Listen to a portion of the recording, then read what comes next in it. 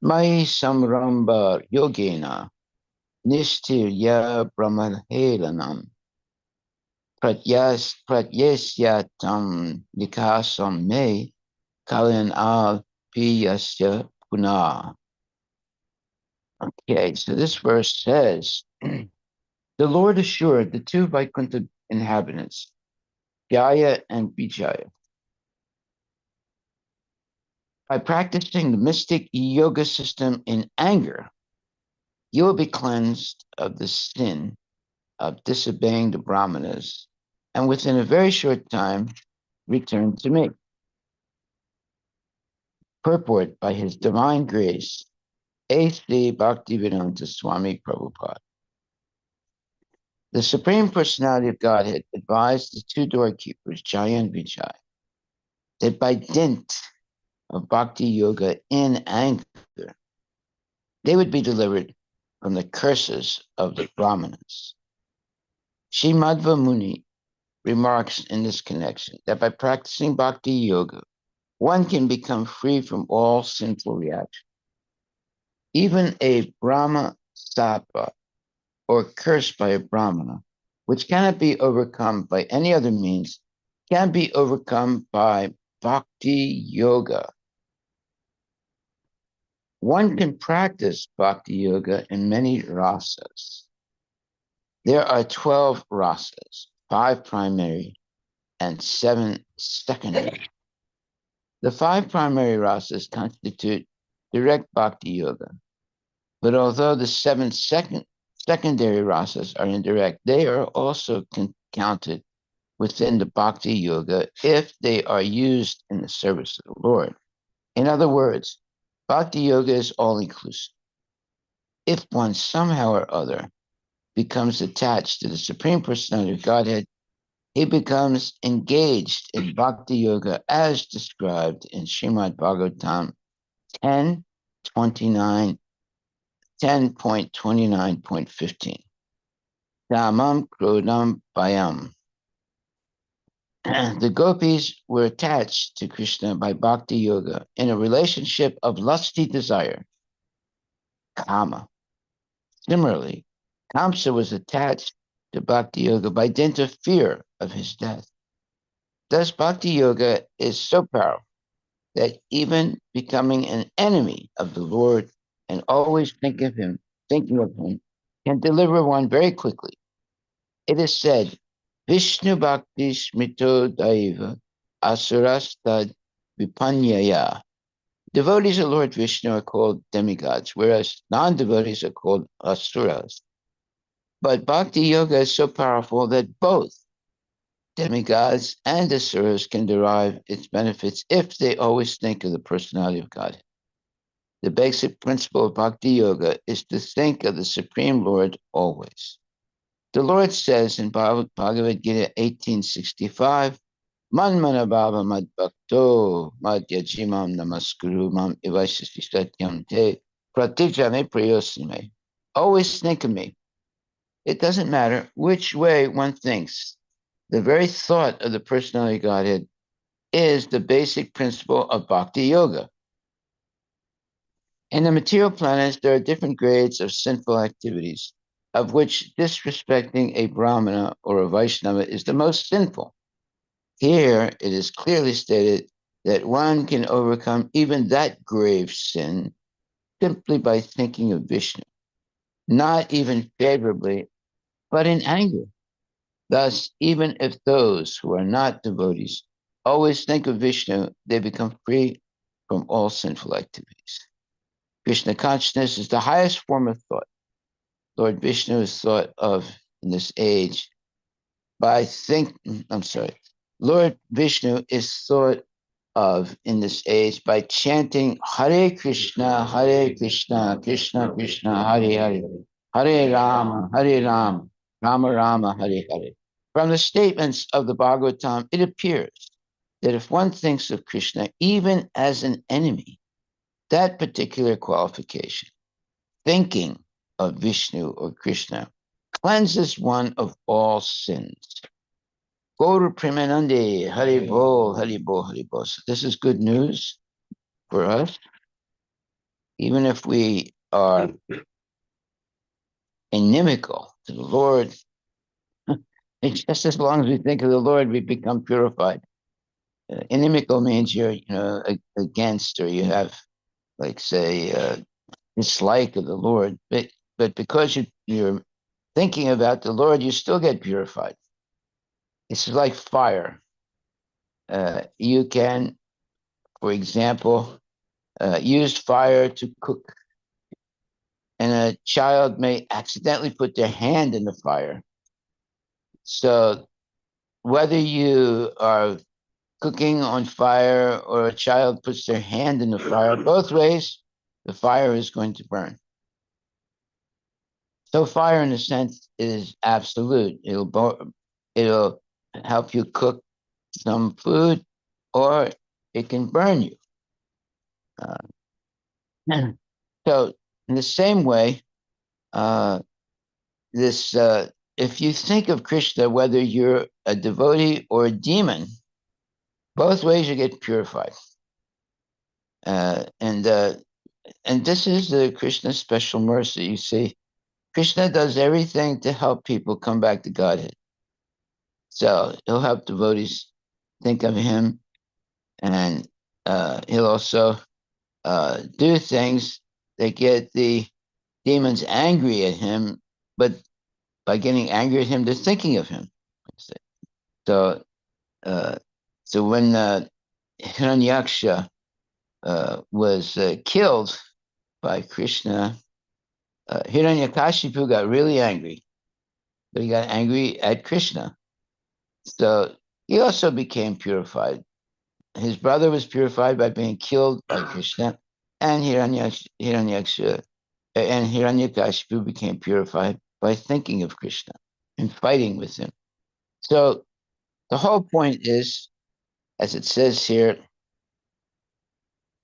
uh, thus, even if those who are not devotees always think of Vishnu, they become free from all sinful activities. Krishna consciousness is the highest form of thought. Lord Vishnu is thought of in this age by chanting Hare Krishna, Krishna Krishna, Hare Hare, Hare Rama, Rama Rama, Hare Hare.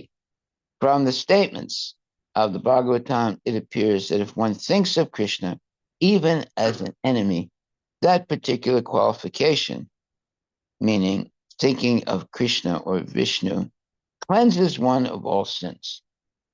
So here we have something that's called absolute. Absolute means that in whatever way you come in touch with Krishna, out of love or out of hatred, you get purified. So you, it's like fire, you put you can cook something on fire, or if you accidentally put your finger or hand on the fire, both ways it gets burned. Right? So we should uh, understand that coming in contact with Krishna is the best thing we can do in our life, because whether it's out of hatred or enviousness, or whether it's out of love, both ways we become purified and benefited. The Lord assured the two Vaikuntha inhabitants, I'm reading the text 31 again. The Lord assured the two Vaikuntha inhabitants, Jaya and Vijaya, by practicing the mystic yoga system in anger, you will be cleansed of the sin of disobeying the Brahmanas, and within a very short time return to me. Now, why would someone uh, want to think about Krishna in anger? Well, yeah, there are people like that. They're always angry. Whenever you talk to them, they're always angry, always saying things negative or whatever. But however, if you're uh, talking about Krishna, whether it's in happiness or anger, both ways you become purified because you're talking about Krishna. That's why we should have Krishna in our mind 24 hours a day. And it's easy to do that. Just chant Hare Krishna and read about Krishna, hear about Krishna, have Krishna's prasadam, and have uh, do Harinam Sankirtan when you're chanting the glories of the Lord, and help other people understand Krishna, give out prasadam, and in every way keep Krishna in your mind. Now, uh, many people become purified just by eating prasadam. But that's coming in touch with Krishna, because prasadam is the mercy of Krishna. That's why if you're dealing with atheists, you don't have to tell them that this is sanctified food that's been offered to God first. Because if you say that, they'll say, no, no, no, I don't want this. You put some magical jinx in it, and it might make me a believer in God, and I'm an atheist. So sometimes you don't have to tell them this is prasadam, please take this. You tell them, oh, this is food. Please have some nice food, vegetarian food. And some people are so crazy. They say, well, I don't eat vegetables. I just eat meat. Well, you say, yeah, but this you have to have some vegetables also to be healthy. Oh, okay. Well, I'll eat some of your vegetables then. Yeah, there's so many crazy people in the world, unfortunately. So you have to say something with a smile, and they'll begin to like you. And when you uh, give them prasadam, eventually they'll get changed. Not maybe the first time they take prasadam, but over time they will become more and more uh, amenable to Krishna consciousness. Look at that word. Look that word up. Amenable. Amenable. Okay. So the Supreme Personality of Godhead advised the two doorkeepers, Jaya and Vijaya, that by dint of bhakti yoga in anger, they would be delivered from the curses of the Brahmanas. Well, why does it say by dint of bhakti yoga in anger? Well, because they were upset. They were cursed.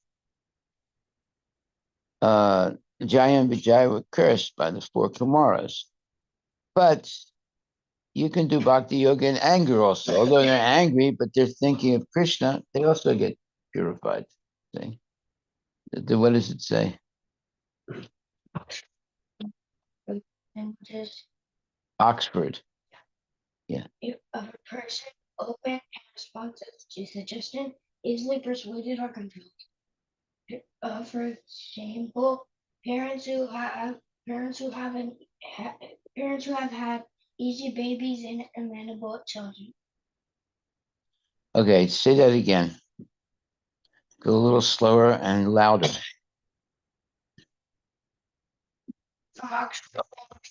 This is the definition of the word amenable.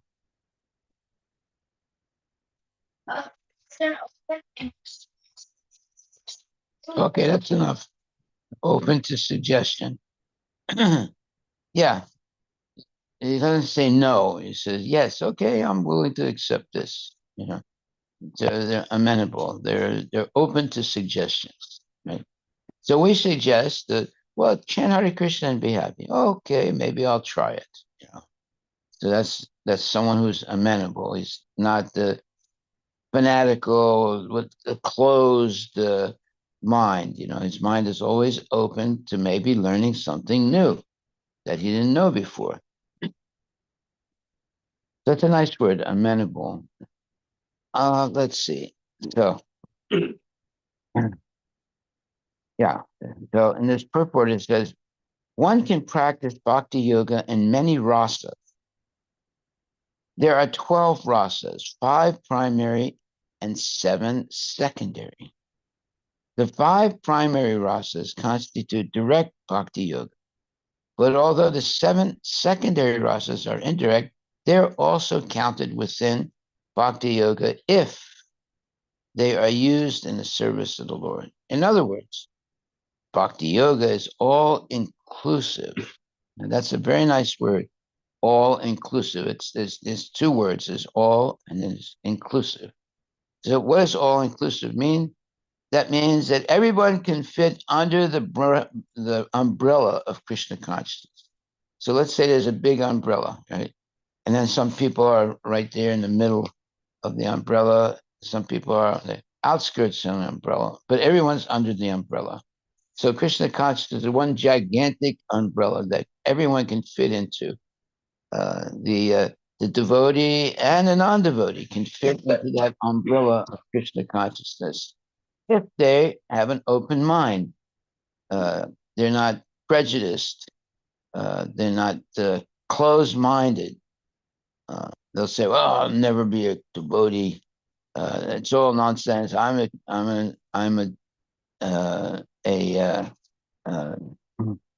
uh, I don't believe in God, etc." You know, but you can be talking to them, and you say, "Well, Krishna is the Supreme Personality of God," and they'll say by accident, "Well, I don't believe in Krishna." Oh, he said Krishna. That happens a lot. At first, they're trying to avoid saying the word Krishna. Sometimes they get angry. See, that's why it says here that the Supreme Personality God advised the two doorkeepers, Jaya and Vijaya, that by dint of bhakti yoga in anger, right? So sometimes we're in the streets and we're preaching to people, and out of anger, they mention the word Krishna. That means they made some progress because Krishna is absolute. Anything that touches Krishna becomes purified, even if it's in anger, right? And the same way here, Lord Krishna or the Supreme Personality God advised the two doorkeepers, Jaya and Vijay, that by dint of bhakti yoga in anger, they would be delivered from the curses of the Brahmanas. Well, they were upset because the Brahmanas cursed them. But even by dint of bhakti yoga in anger, they would be delivered from the curses of the Brahmanas. Srila Madhava Muni remarks in this connection that by practicing bhakti yoga, one can become free from all sinful reactions. Even a Brahma stapa, or curse by a Brahmana, which cannot be overcome by any other means, can be overcome by bhakti yoga. So one day, somebody cursed. They took their, they got their Brahmin thread, and the way you curse someone, you get your Brahmin thread and you break it. And you curse somebody. Somebody did that to me, but I wasn't worried because I read the Bhagavad Gita and in the Srimad Bhagavatam, and it says here that even if somebody curses a devotee, the devotee is not going to be, let's say, hurt by it because it's always thinking of Krishna.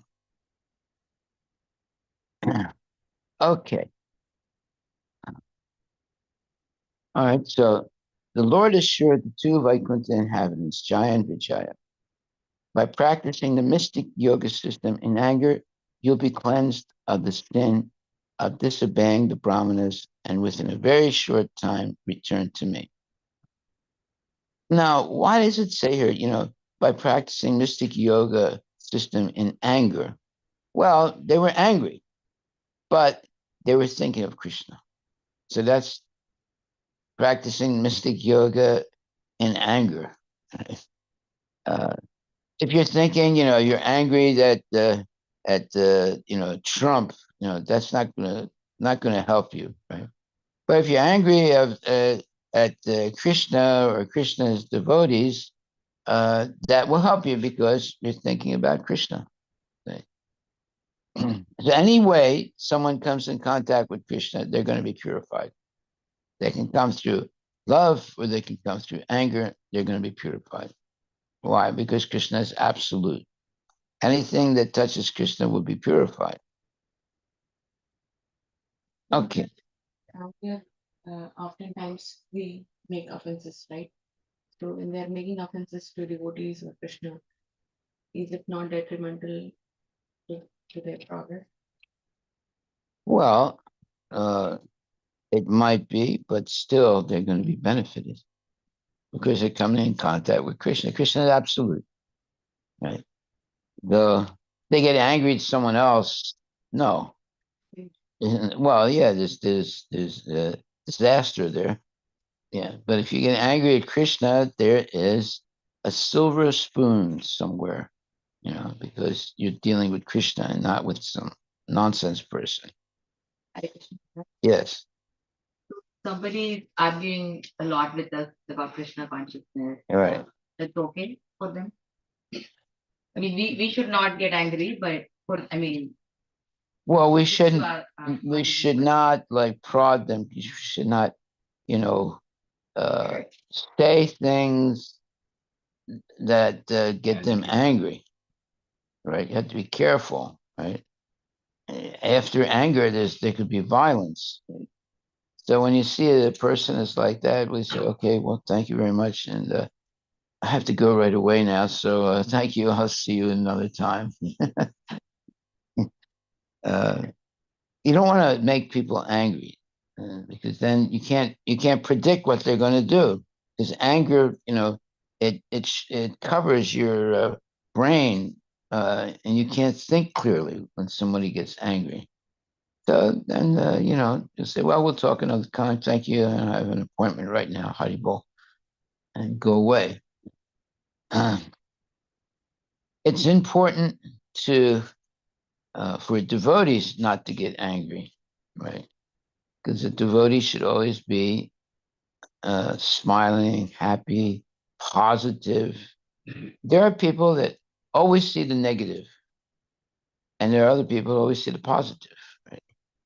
So we should always see positive things.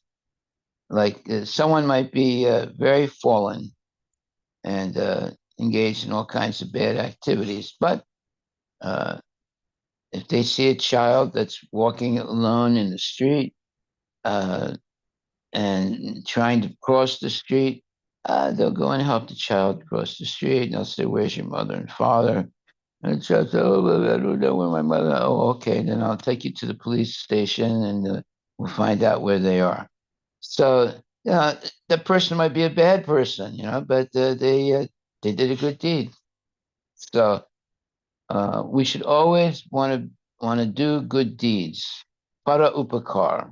Para upakar means always do good to others. That way, you'll be blessed by Krishna because you're always doing good things. And if you always do bad things, well, the first thing that happens is the people don't like you because you're always doing bad things or talking nonsense or using bad words and things like that. They don't like you because you're not the person's not acting like a gentleman or a gentlewoman. So those type of people lose friends. But if you always speak nicely and you have respect for people, now that's the main point. Respecting people.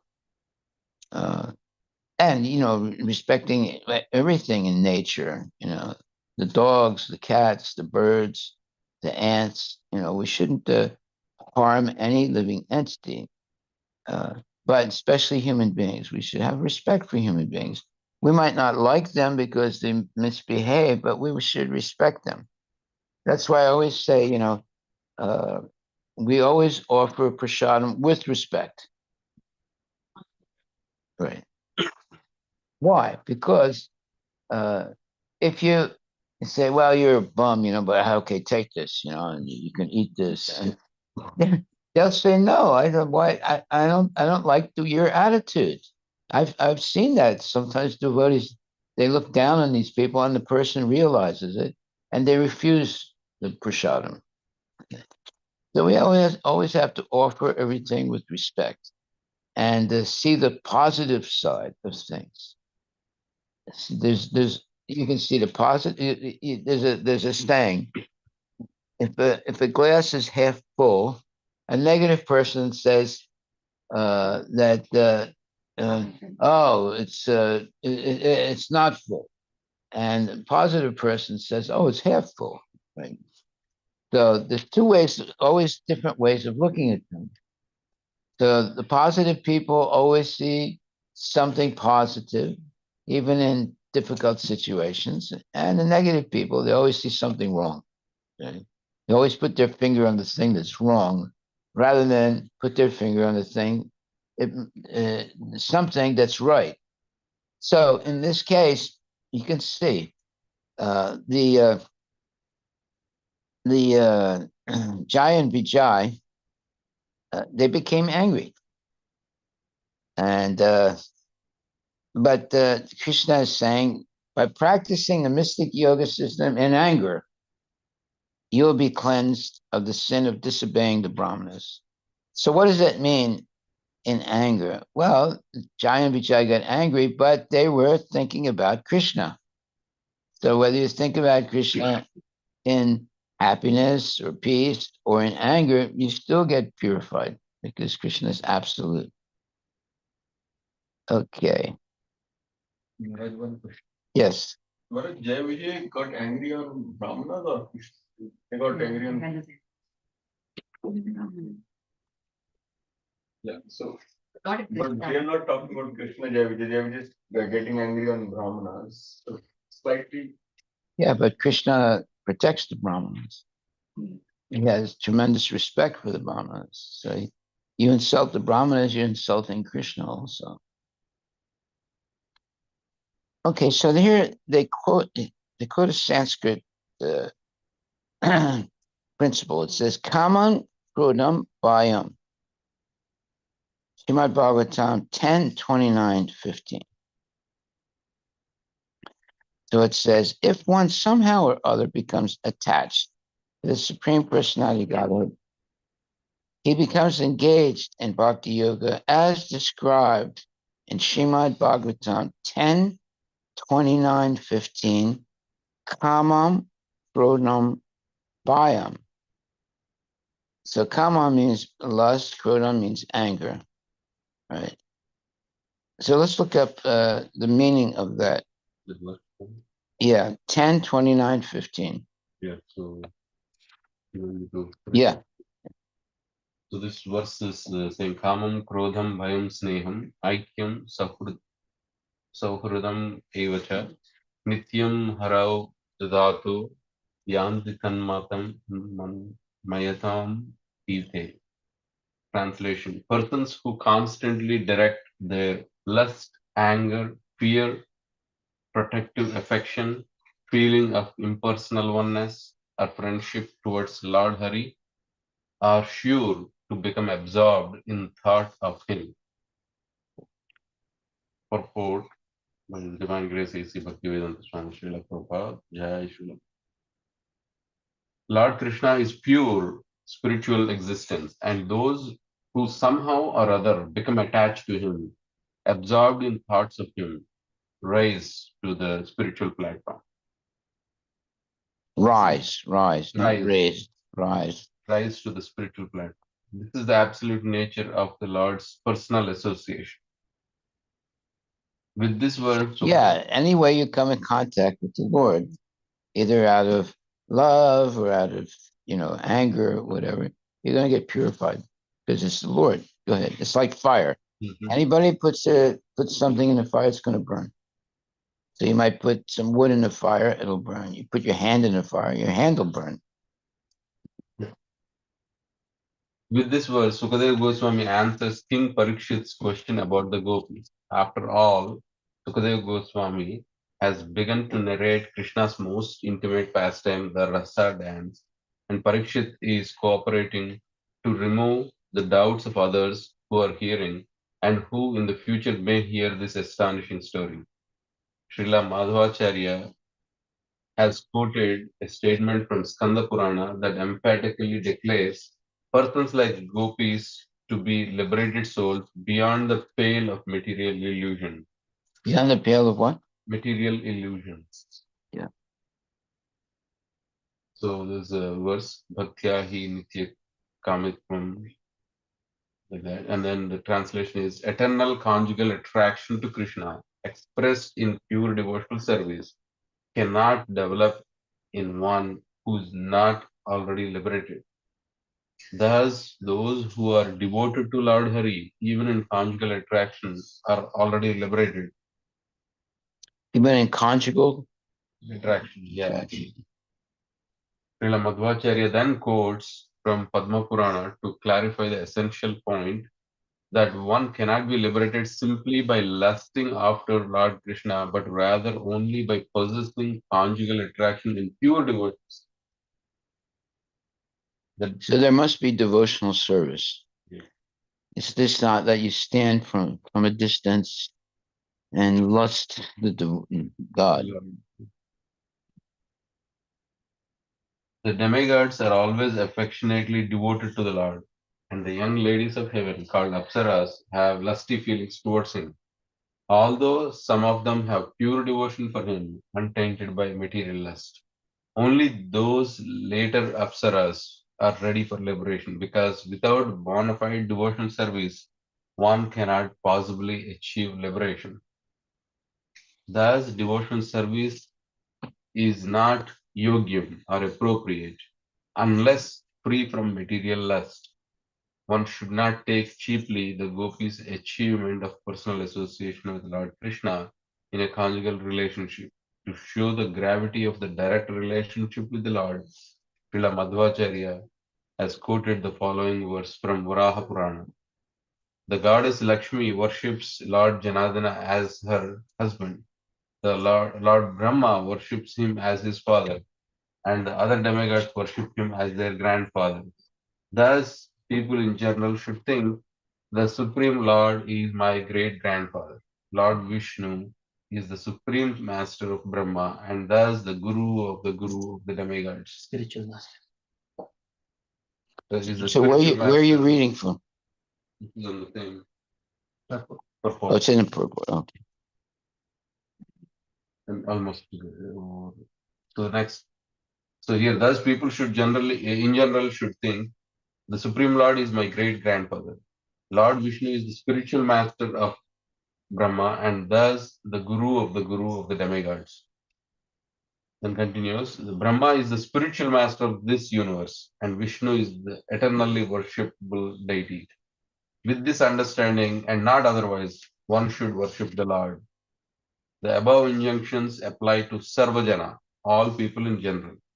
Thus, one should follow these injunctions until one achieves the exalted platform of intimate relationship with the Supreme Lord. There is abundant evidence that the gopis of Vrindavana were highly elevated, liberated souls, and thus their pastimes with Krishna are pure spiritual affairs. Keeping this in mind, we can truly understand this chapter of Srimad Bhagavatam. Why am I not seeing this? No, this is the other verse that you wanted me to. Oh, okay. This is the Yeah. 10th canto. Yeah.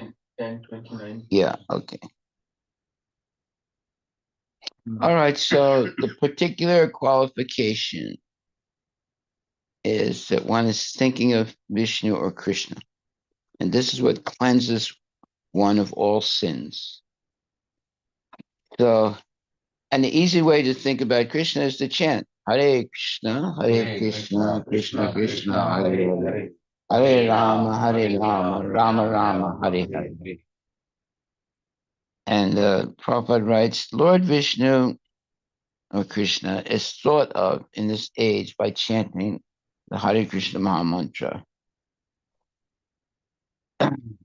From the statements of the Bhagavatam, it appears that if one thinks of Krishna, even as an enemy, that particular qualification, thinking of Vishnu or Krishna, cleanses one of all sins. So that's the real statement here. The purpose of this, the understanding of this verse. The Lord assured the two Vaikuntha inhabitants, Jai and Vijay, by practicing the mystic yoga system in anger, you will be cleansed of the sin of disobeying the Brahmanas, and within a very short time return to me. So sometimes someone will be thinking with an angry, let's say, mind. But if they're thinking of Krishna, even though there's anger, they become purified. Now, what's an example of that? Well, one would be, let's say, a father dies, and then the son is angry. Why did my father? But they go to a church, or they go to the temple, and they're angry.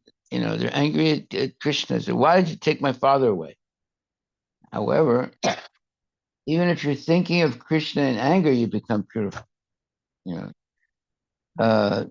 So, but if someone says, "Okay, that's it. I don't believe in God now.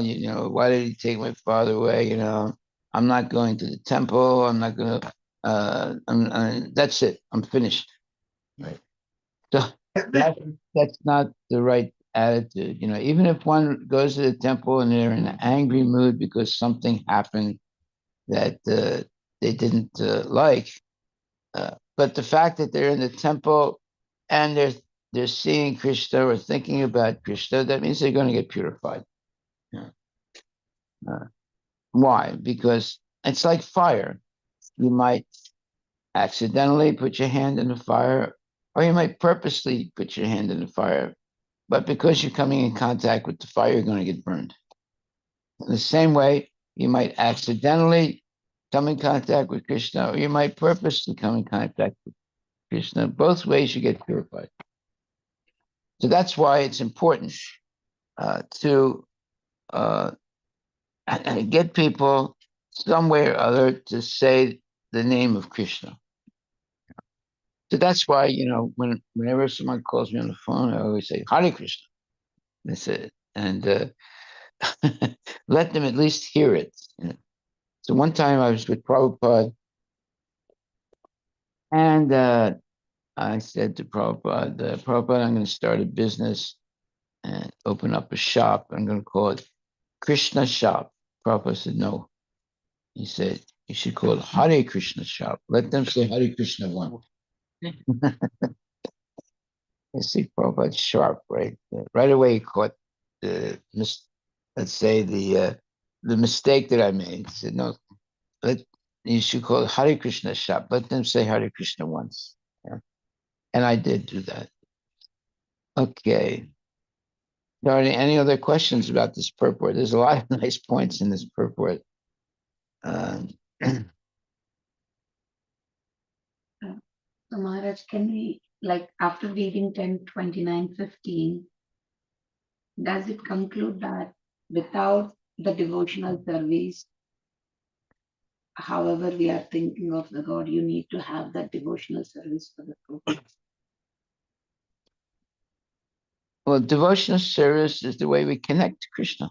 Right, like for example, if we bring it down to this material world, people who are appreciating or doing the work, but the people who are not doing the work, they both are treated in the same way, like at the end in the liberation point. So how do you Well, how do you know? What do you mean by the people who are not doing the work? You mean they're not engaged in devotional service? atheistic who are always negative about the God? Okay, but are Versus they engaged? who are devotees who are praising the Lord? But are they engaged in devotional service? That's the question. They would not, right? Like atheistic. All right, so they're not going to be benefited, because here it's saying, even if you are engaged in devotional service in anger, you still get purified. But the real issue is being engaged in service. So in those cases, what is devotional service, Maharaj? Like let's say Shishupal, Yeah, he was angry. he was angry. Yeah, but he was envious. But what do we call? But he got purified. Yeah. Krishna killed him, and he went back to Godhead. So yeah, but in this case, the devotional service is him he was just basically finding faults with Krishna. Yeah. So is that the devotional service we're talking about? Basically, like, I think the question probably is, No, he what was is the he was always thinking of Krishna, even though it was in a negative way. Yeah. But he became purified. See, that's the thing, if you're not thinking of Krishna, but you're always angry at everybody, that's not going to give you any real benefit. But if you're always thinking of Krishna, but you're angry, you get purified. It's like fire. Somebody uses fire to cook, and someone accidentally puts their hand in the fire. Both ways, the fire will burn, right? So if someone is not a devotee, but they're angry at Krishna and they say the name of Krishna, they become purified. Anybody who comes in contact with Krishna will gradually become purified. So here, Maharaj, this is the question I have. Yes. So this is going back to the 10th canto verse. So one of the lines here says, the demigods are always affectionately devoted to the Lord. Mm-hmm. And the young ladies of the heaven called Apsaras have lusty feelings towards him. Mm-hmm. Although some of them have pure devotion for him, untainted by material lust. So only the later Apsaras are ready for liberation, because without bona fide devotional service, one cannot possibly achieve liberation. And that's the point. There has to be devotional service. It can be done with an angry mood or it can be done in a pure mood. But there has to be devotional service. So the devotional service means like Well, there's no material motive. What do you define as devotional service? well, it's not what I define. What is that? Okay. Well, devotional service should be undertaken with love and devotion. But even if one is angry, but they perform devotional service, they still will get purified. Right? So the idea is to come in contact with Krishna, either out of anger or out of love, and you get purified. It's like the fire, you can put paper in the fire, it burns. You can put money in the fire, it burns also, right? So in that sense, it's absolute. It'll burn the money as well as it'll burn just paper. So if you're an atheist, but you come in contact with Krishna, you get purified. And that's why, whenever I answer a phone, I always say, Hare Krishna, hello, and at least they heard Hare Krishna.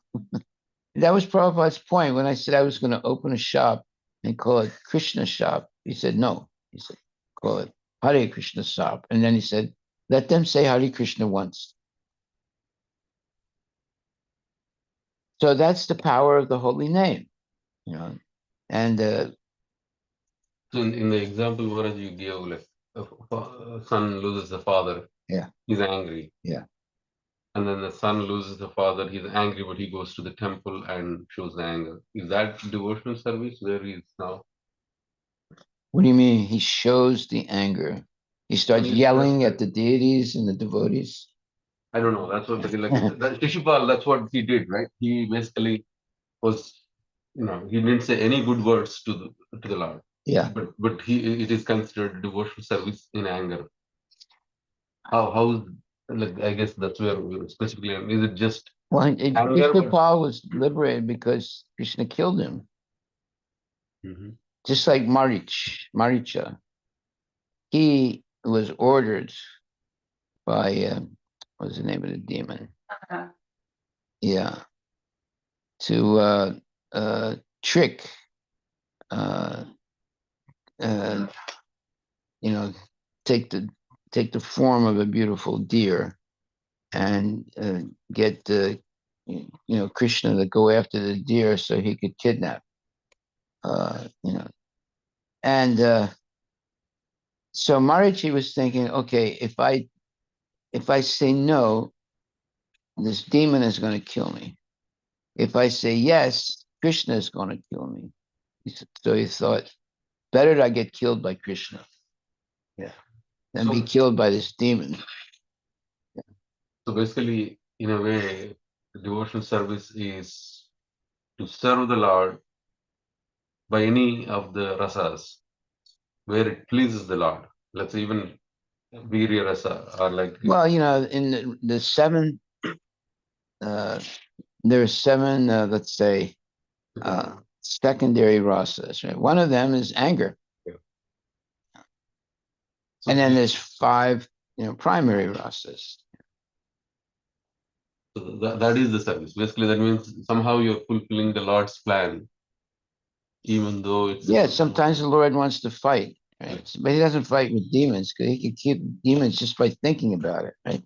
So he wants to fight, but he'll choose to fight with a devotee.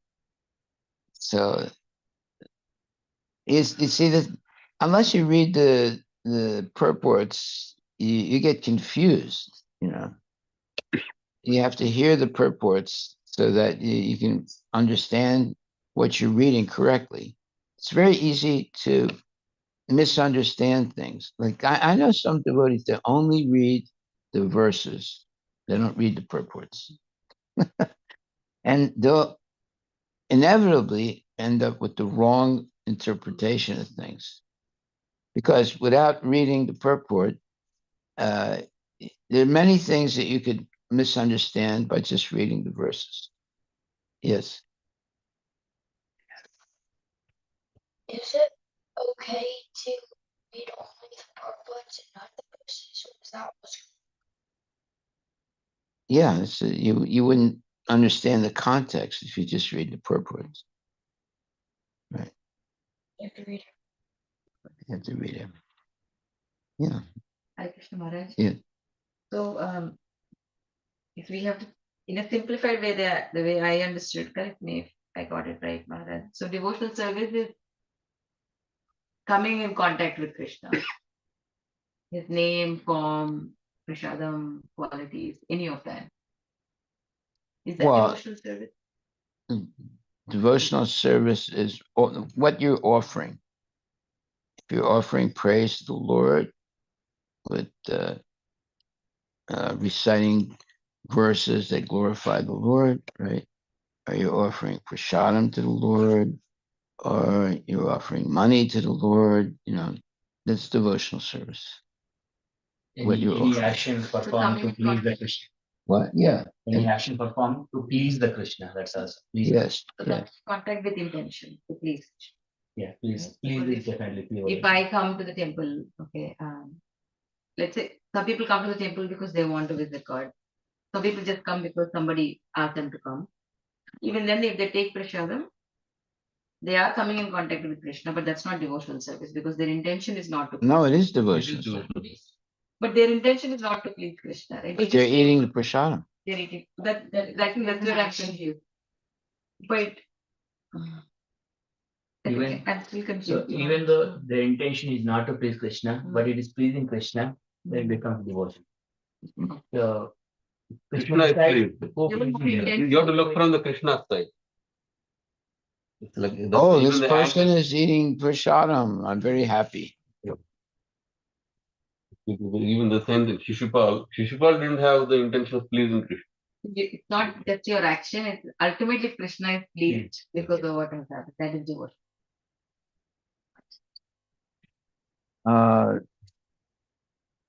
Coming in contact with Krishna. That's right. Yeah. So whether you come in contact with him out of anger or you contact with him out of love, you get purified. So that's why there are primary rasas and secondary rasas. In the secondary rasas, you might, one of them is coming in contact with the Lord in anger, right? Another one is coming in contact with the Lord in lust. So, like for example, there was this one lady who was a hunchback. I forget her name now. Kubja, yeah. So Kubja came in contact with the Lord, right? Out of lust. And but because she came to the Lord, he sort of, slapped her or hit her on her hump because she was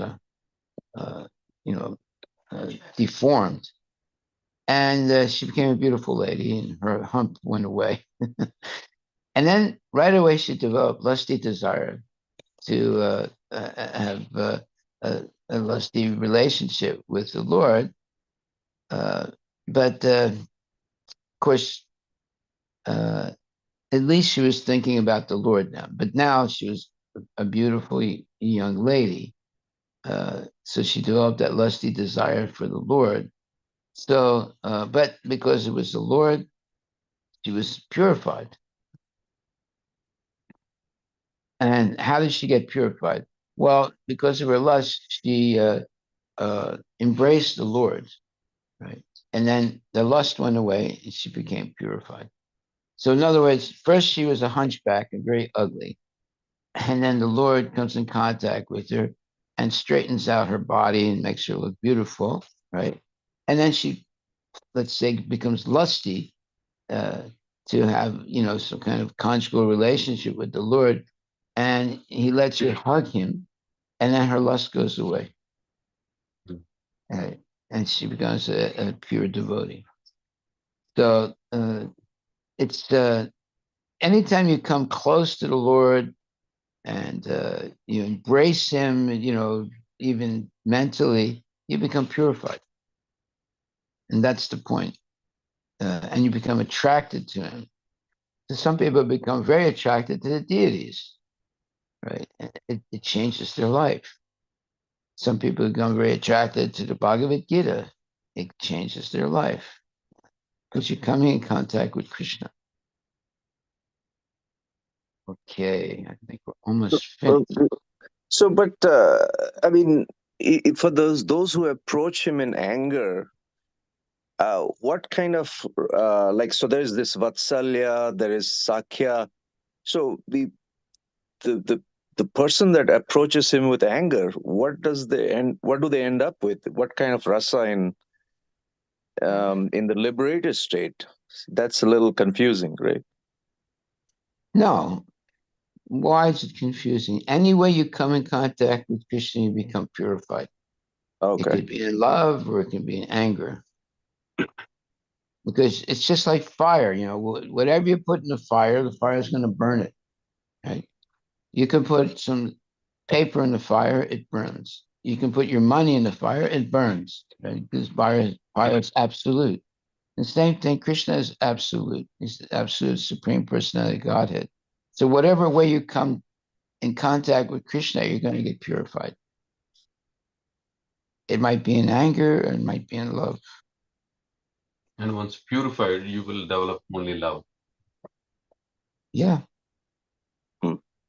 So it says here, from the statements of the Bhagavatam, it appears that if one thinks of Krishna even as an enemy, that particular qualification, thinking of Vishnu or Krishna, cleanses one of all sins. There it is. That's what we should remember from this purport. Canto 3, chapter 16, verse 31. If one thinks of Krishna even as an enemy, that particular qualification, thinking of Vishnu or Krishna, cleanses one of all sins.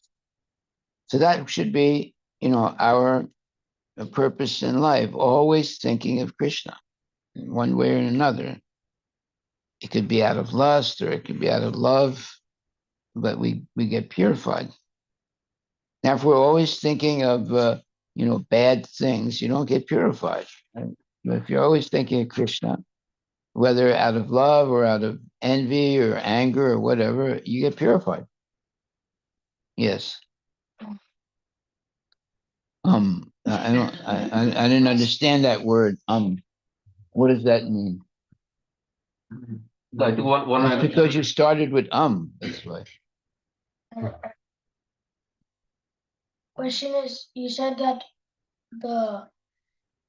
some people who are attracted to deities, they come back to Godhead. I got an example in my head. Like, not in your ear, right? Annamaya, he was attracted to the deity, right? Who? Annamaya. Annamacharya, the saint Annamacharya. Okay. He was attracted to the deity. Yes. Right? Okay. So that's just an example. But like you said, people who are attracted to the deity, they come back to the Godhead, right? So that's just If they engage in devotional service, yeah.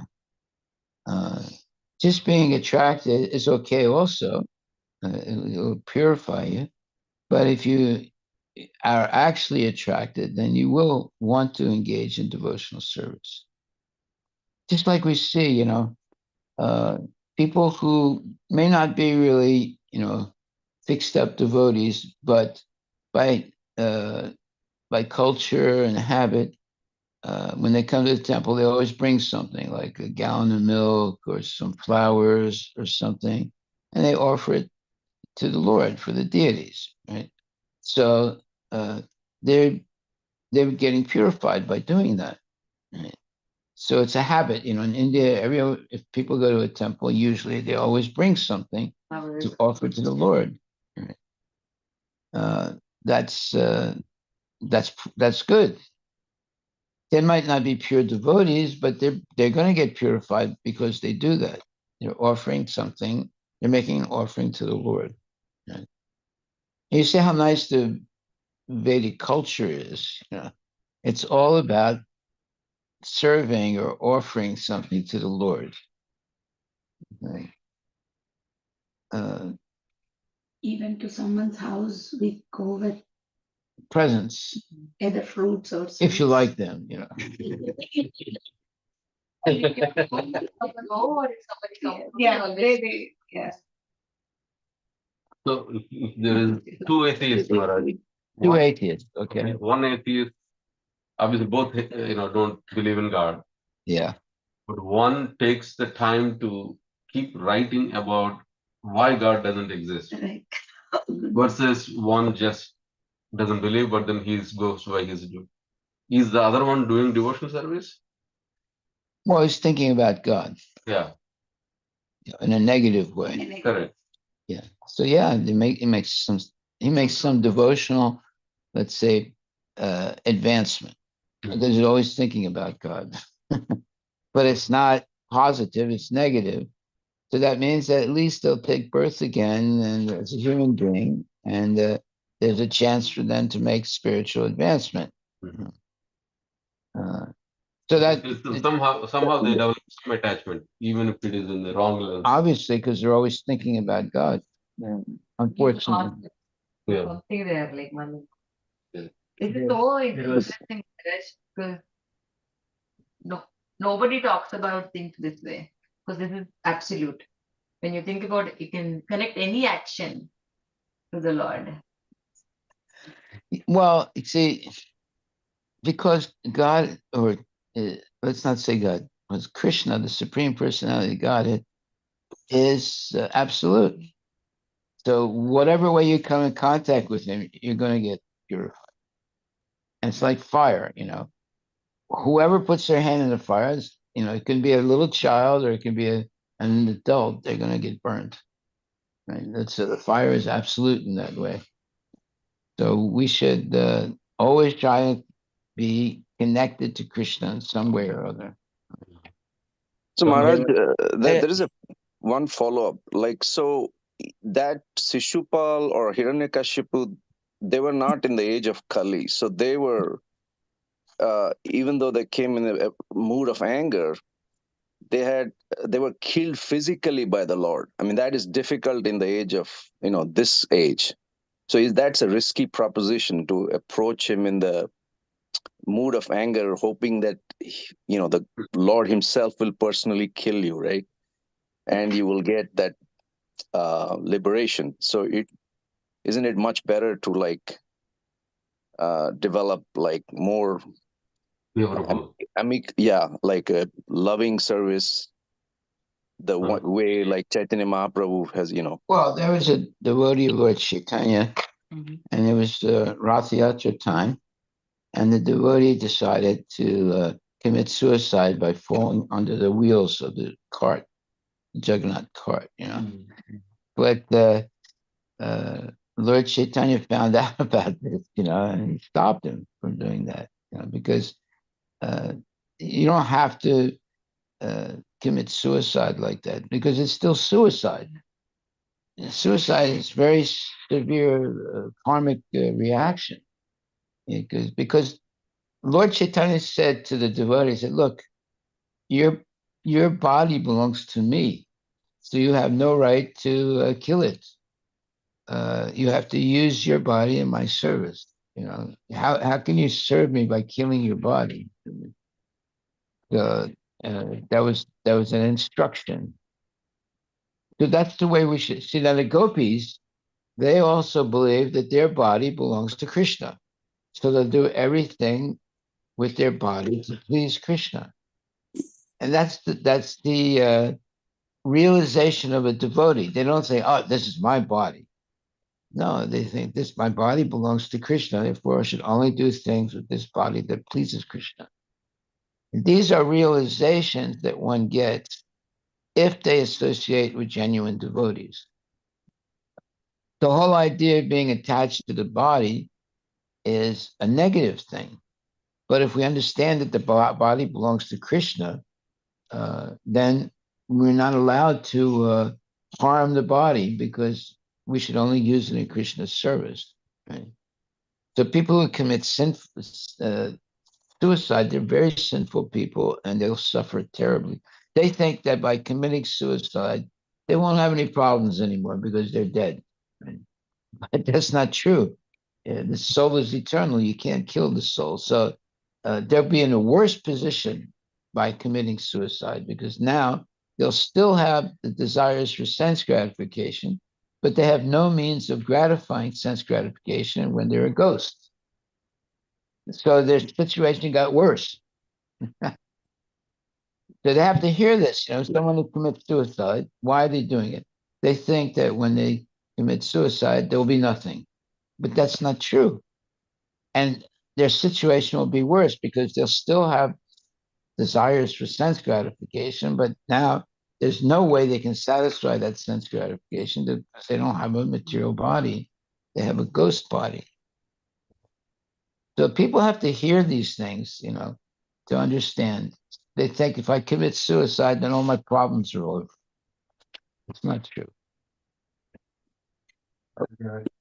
Historical examples. Yeah. The Valmiki, even though he was not willing to say Rama, Yeah. even saying Mara, Mara, Mara, Yeah. and Krishna still got pleased because he took the Rama instead of Mara. He was able to please Krishna. There was another example, I think one of the ISKCON devotees shared. Yeah. There was a verse. It's actually No, Mara, Mara, Mara, Mara, Rama, Rama, Rama, Rama. Saying Mara, Mara over and over again became Rama. Yes. There was one example, like how Krishna gets pleased, even though you say it, even though you choose to say it. Even though he said backwards. And another verse devotee shared is that there was a verse angrily expressing at Krishna, but same word, if you break a different way, the meaning changes. Yeah. The scolding became a glorification of Lord Ram or something like that. Lord Ram. That pleased Krishna. Yes. Ram. So the way this is an example how we please Krishna. No, it's also it's like this. Let's say somebody is talking, and they say in a sentence, they say Ra, and later on they say Ma, right? They get the benefit of saying Rama. There's one sentence ending at the Ra, Yeah. the other sentence starting at the Ma. Something like that. Yeah. They get the benefit of saying the name of Rama. You see how Krishna is trying to help people. Like so much simple. That's like Yeah. same words he can mingle and say it's pleasing me because they're glorifying me. Well, okay, everything depends on what the motive is. Now, if the motive that you have is to please Krishna, and Krishna is in your heart, now he can see what your motive is. Yes. If the motive is to trick Krishna, he also sees that. Yeah. Actually, we have to believe that Krishna is the Supreme Personality of Godhead. He's in our hearts. He knows everything we do. We can't hide anything from him. We might be able to hide things from people, but we can't hide anything from Krishna. So once a person understands that, they become civilized. They become a devotee. They know that they can't get away with anything. So one time I asked this devotee who was cheating on his wife, I said, why did you do this? And he said, I thought I could get away with it. It's that stupid thing, right? I thought I could get away with it, right? You can't get away with anything. You know, if you believe that Paramatma is in the heart, you can't get away with anything. But they don't come to class. They don't listen to classes. They don't ask questions, you know, and then they think they can get away with things. You can't get away with anything. There's always a witness. That witness is the Paramatma in the heart. Okay, Haribol. I think maybe the final thing is, even though Krishna will give the benefit in any mood that we go, but our acharyas also asked us to be doing uttama seva, uttama bhakti, right, which is favorable. Yeah, of course. Of course. That if we're anyway getting to do some devotional service, we might as well do the pure devotion. Well, yes, but the main thing is coming in contact with Krishna, one way or the other, right? Why? Because Krishna is absolute. Just like if you put your hand in the fire, it's definitely going to get burned because it's absolute. If a little child puts their hand in the fire doesn't say, "Oh, well, I won't burn this child because it's not the right thing to do." No, the fire is absolute. You stick your hand in the fire, it's going to burn you. So in the same way, you come in contact with Krishna one way or other, you get purified. Haribol. That's why we should always, when you get a phone call, you should always say Hare Krishna. You know, and when you meet someone, say, "Oh, Hare Krishna." You don't say, "Oh, how are you?" Hare Krishna. They should always hear the name Hare Krishna. You're going to start a business, you can say Hare Krishna. And then, there are businesses in India. They name it after Krishna. So that's a good thing. Haribol. All glories to Prabhupada. Chant Hare Krishna and be happy. Haribol. Any other comments? If not, we'll see you in the evening. Great.